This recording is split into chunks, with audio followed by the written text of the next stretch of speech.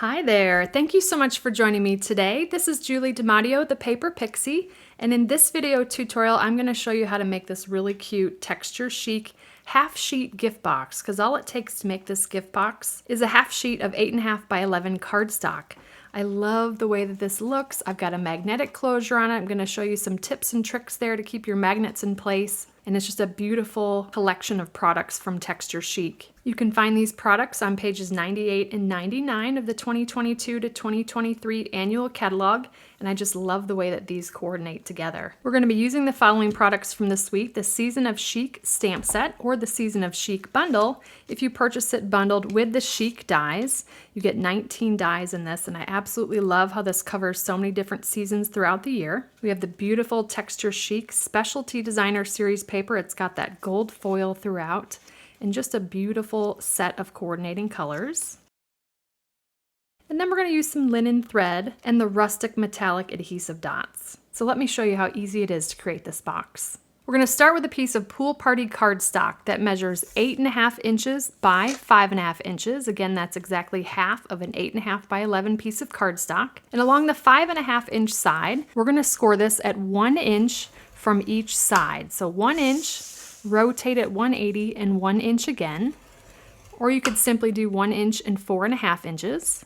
I'm going to turn it to the long side, and we're going to go ahead and score this at 1 inch and 3 3/4 from each side, rotate at 180, 1 inch and 3 3/4, or 1 inch, 3 3/4, 4 3/4, 7.5. Also, while I'm here, I'm going to make a couple of tick marks. This is symmetrical from left to right on the long side, so it doesn't really matter where you start, but I'm going to make a little tick mark with the ball tip of my stylus at 5 inches and 7 1/4 inches. You can see those tick marks there. I'm going to go ahead and flip my cardstock and repeat 5 inches, 7 1/4 inches. That's going to help us do our miter cuts a little bit deeper than we normally do, so that we can make sure that the lid fits the base. Next, I'm going to fold and burnish on all the score lines.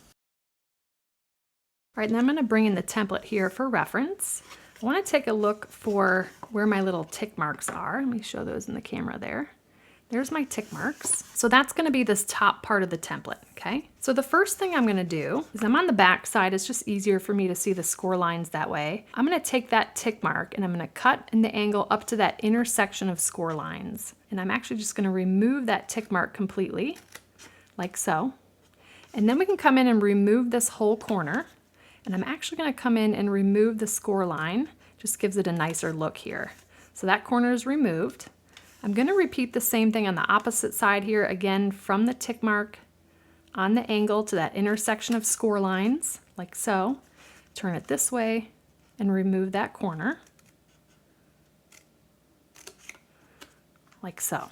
Okay, so this is going to be the top flap of the box, like that. Now I'm going to come in and cut up each of the vertical score lines, stopping at the horizontal score line. And on these two tabs, we're actually going to miter cut those. So I'm going to fold these big sections out of the way to isolate these tabs.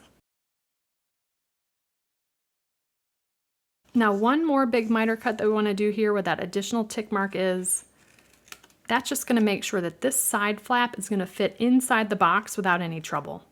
Now I'm going to rotate at 180. We're going to repeat the same thing again, cutting up each of the vertical score lines, stopping at the first horizontal score line, coming in and miter cutting those two tabs, and then making sure to do that deeper miter cut here for this box lid. All right, now all that miter cutting is done, I'm going to show you a couple of tips. Now, when I created this box on my live stream, I just added mini glue dots for the magnets. Over time, what happens is those magnets will let go of the glue dots, and then you'll kind of have a mess on your hand. So I'm going to show you a little trick. We're going to hide those magnets. First, I'm going to show you how to place them in the right spot, and then we'll cover them with some pretty paper so that they stay put. So a reminder, this is going to be the top of our half sheet gift box. This is the bottom. So the one that we cut away, those two corners, that's the top flap. This is the bottom flap. And I've got these great magnets from Total Element. I'll be sure to link in the description. They're my favorite neodymium magnets. I've got a pair of them. I'm first going to take one of them and attach to a mini glue dot. I'm going to pick that up off the mini glued out roll with my Take Your Pick tool. And I'm actually going to place this on the bottom here. This is the inside of the box. We're going to start here. So we've got that magnet in place with the mini glue dot. I'm going to fold this up on the score line, and then I'm going to take the other magnet and drop it on top of that magnet. So we've got kind of one on either side here. Again, this one is just attached to the magnet, no glue dot yet. I'm going to take another glue dot, gently pull that off the roll, and place that on top of this magnet that's on the opposite side of the paper. Just like that, okay?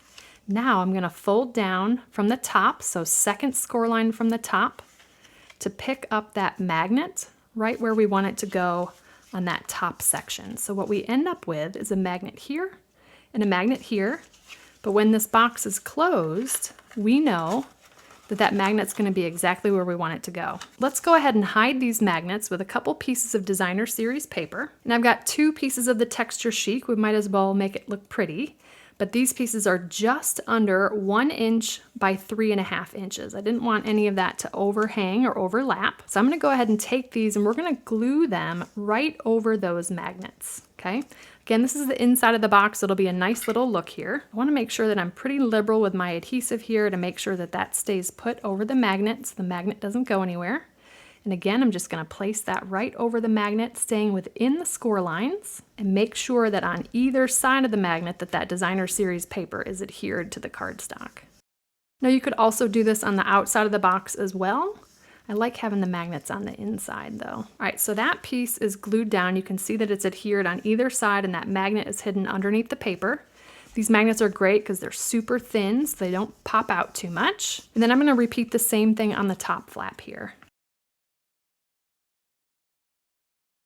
All right, so those magnets are in place and they're covered with some pretty paper. Now I do want to round the corners of this top flap here to make it look a little bit nicer. I did want to adhere the designer series paper before I did that, and then I'll go ahead and fold this out of the way and then put this in a corner rounder punch. Grab any corner rounder punch you have, like so. All right, now a couple more pieces of paper to adhere before we put this box together. I have 2 pieces of basic white that measure 2.5 by 3.25, and 2 pieces of the texture Chic specialty designer series paper that measure 2.25 by 3. I'm going to adhere those together.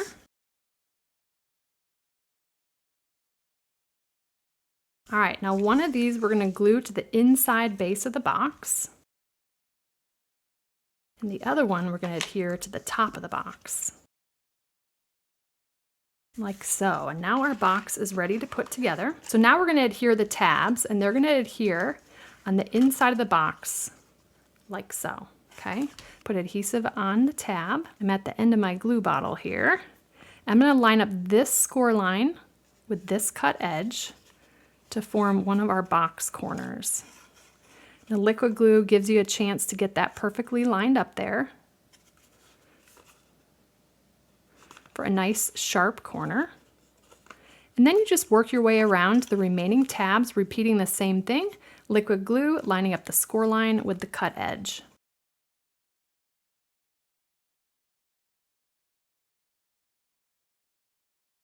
All right, so that box base is done. And now what we'll do is tuck in the side flaps.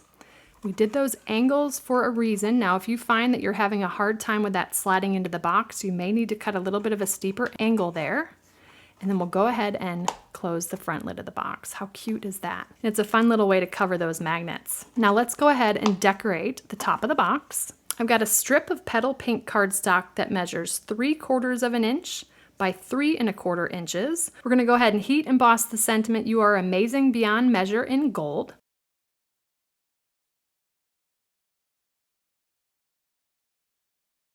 Heat embossing never gets old for me. Look how beautiful that is. Ahead of time, I've cut 2 leaves from the Chic dies, one in Pool Party, one in Mango Melody. I'm going to go ahead and glue those on top of each other, just using a little bit of liquid glue on the back side of the Mango Melody piece.